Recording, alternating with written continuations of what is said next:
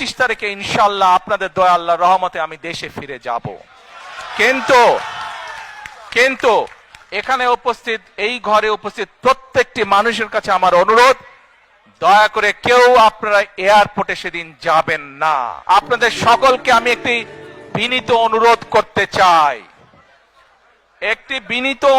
করতে চাই, করব সত্যি? আচ্ছা, কি সেই বিনীত অনুরোধ? প্রিয় ভাই বোনেরা, আপনাদের সাথে আমি 18 বছর ছিলাম। বিভিন্ন সময়ে বিভিন্ন অনুষ্ঠানে অনেক মানুষের সাথে দেখা হয়েছে। আপনাদের সাথে বহু স্মৃতি আমার রয়ে গিয়েছে। আপনাদের সাথে বহু দুঃখ কষ্ট আমি শেয়ার করেছি।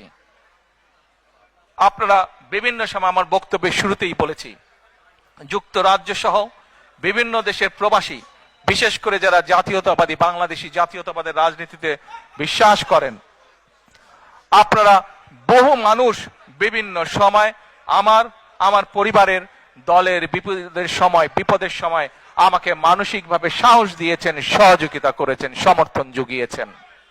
আজকে বিশেষ করে লন্ডনে যারা আছেন, বিশেষ করে তোমরা যারা ইয়াং আছো, ছবি তোলার জন্য পাগল হয়ে যাচ্ছ, প্রত্যেকের কাছে আমার একটি অনুরোধ, 25 তারিখে ইনশাআল্লাহ আপনাদের দয়া আল্লাহর রহমতে আমি দেশে ফিরে যাব।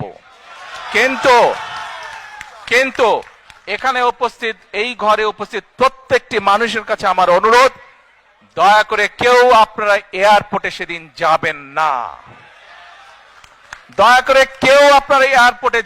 আপনারা, কারণ এয়ারপোর্টে গেলে একটি হট্টগোল তৈরি হবে এবং মানুষ জানবে যে এরা সব বাংলাদেশি, এবং দেশের সুনাম নষ্ট হবে, দলের সুনাম নষ্ট হবে।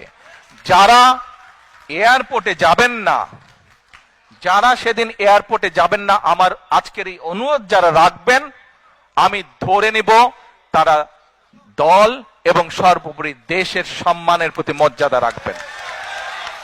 আর আমার মানা করা সত্ত্বেও, আমার অনুরোধ করার পরেও যারা যাবেন, আমি ধরে নিতে বাধ্য হব যারা ব্যক্তিগত স্বার্থের জন্য সেখানে গিয়েছেন। কাজেই আপনাদের কাছে বিনীত অনুরোধ রেখে আমার বক্তব্য শেষ করছি। সেই 1.5 মিনিটের ভিডিওটির দেখার অনুরোধ করছি। প্রিয় ভাই বোনেরা, সকলের কাছে দোয়া চেয়ে যাচ্ছি, আপনারা দয়া করে দোয়া করবেন, দেশনেত্রী খালেদা জিয়ার জন্য দোয়া করবেন। আপনাদের সামনে যে পরিকল্পনা তুলে ধরেছি, আল্লাহ যাতে আমাকে তৌফিক দেন দেশ এবং দেশের মানুষের জন্য সেই কাজগুলো যাতে সম্পূর্ণ করতে পারি। আল্লাহ হাফেজ। বাংলাদেশ জিন্দাবাদ, বাংলাদেশ জাতীয়তাবাদী দল জিন্দাবাদ। আসসালামু আলাইকুম।